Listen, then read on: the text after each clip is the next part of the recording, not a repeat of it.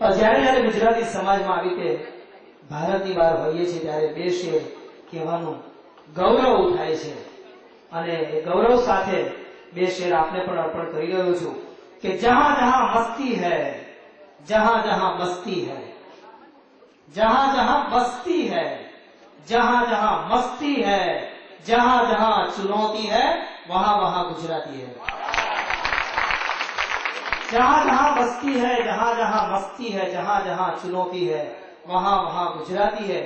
અને ચંદ્ર ઉપર પહેલો પગ મૂકનાર ગમે તે જાતિ હશે ચંદ્ર ઉપર પહેલો પગ મૂકનાર ગમે તે જાતિ હશે પણ એનો પહેલો દુકાનદાર ગુજરાતી હશે અને તમે જોઈ લો જે દેશમાં ગુજરાતી નહીં હોય એની હાલત તમે જોજો દુનિયાના કોઈ પણ દેશનો દાખલો લઈ લેજો જો ગુજરાતી ત્યાં નહીં હોય તો એ દેશની હાલતમાં બહુ કફોડી સિવાય પણ આજે જયારે સિનિયર સિટીઝનનો પ્રોગ્રામ હવે તેવું બોલાય જ નહીં સિનિયર સિટીઝનનો છે જ નહીં આ તો યુવાનોનો તરવરાટ ભરેલા યુવાનોનો ઓડિયન્સનો પ્રોગ્રામ છે અને માટે એવું કહેવાય કે સમંદરના તરંગો ચાંદનીમાં લીન લાગે છે શાહબુદ્દીનભાઈનો આ શેર અર્પણ કરું છું તમને સમંદરના તરંગો ચાંદનીમાં લીન લાગે છે પવનની લહેરખી પણ ઝળકી ઉઠેલી બીન લાગે છે એ કુદરત હોય કે માનવ સરખો છે અનુભવ આ જવાની હોય છે ત્યારે બધું રંગીન લાગે છે હવે આવું તમને જવાની હોય છે ત્યારે રંગીન લાગે છે એવું આ શેરમાં કહ્યું છે પણ જવાની જાય છે કોની તમે જુઓ તો ભરા 80 વર્ષે તારીફ કરું ક્યાં ઉસકી આવા ઘોડા દોડતા હોય એટલે આપણે એવું કહેવાનું કે જવાની આયા પછી જતી જ નથી એટલે પછી તો મર્યા સુધી બધું રંગીન જ લાગે છે અને એવા રંગીન માણસો બેઠા હોય અને તો ગામડાની બહાર પેલો પીપળાનો ઓટો કે ચોરો હોય ત્યાં 80 વર્ષના બે ચાર કાકાઓ રોજ સાંજે બેહતા હોય તમે બીજી વાર નોંધ કરજો પુરુષોને હંમેશા દૂરના ચશ્મા હોય છે કારણ કે નાનપણથી મહેનત કરી હોય ને દૂર સુધી જોવાની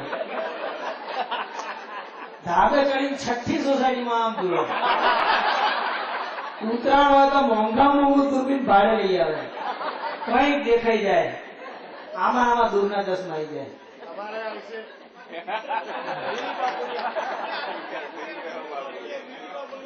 ભાઈ તમે ખાનગી વાત ના બોલશો પેલા કે અત્યારથી આવી ગયા લાગે છે ભાઈ પણ ગામડાની બહાર 80 વર્ષના ડોસા 5-7 રોજ જઈને બેસતા હોય આપણને ઘરમાંથી કાઢ્યા હશે પણ એવું નથી હોતું 8-8-9 નંબરના ચશ્મા હોય ચહેરો ચોખ્ખો દેખાતો ના હોય કોણ નીકળ્યું તો લાલ સાડી પહેરી કોઈ નીકળે તો કોના ઘરના નીકળ્યા જાણે બીજાના ઘરના જેવા બેઠા હોય છે એટલે આ કોના ઘરના નીકળ્યા અને બાજુવાળા કે ભગુના ઘરના લાગે છે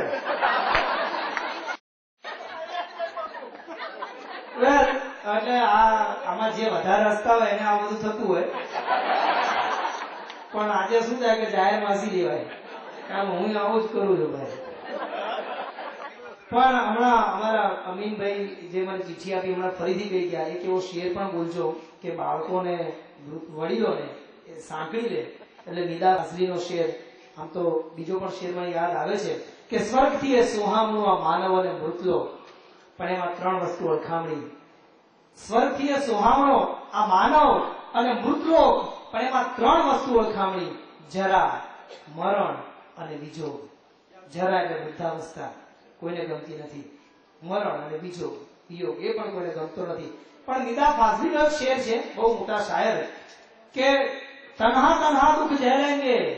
महफिल महफिल गाएंगे तन्हा तन्हा दुख झेलेंगे महफिल महफिल गाएंगे अरे जब तक आंसू पास बचेंगे तब तक गीत सुनाएंगे और बच्चों के नन्हे हाथों को चांद सितारे छूने दो बच्चों के नन्हे हाथों को चांद सितारे छूने दो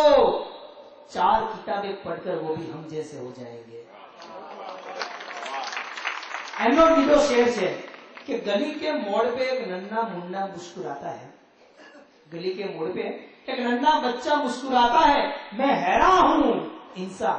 काबा और काशी क्यों जाता है આવી નિર્દોષતા એ બાળકમાં છે અને અહીંયા આ બધા વડીલોમાં પણ છે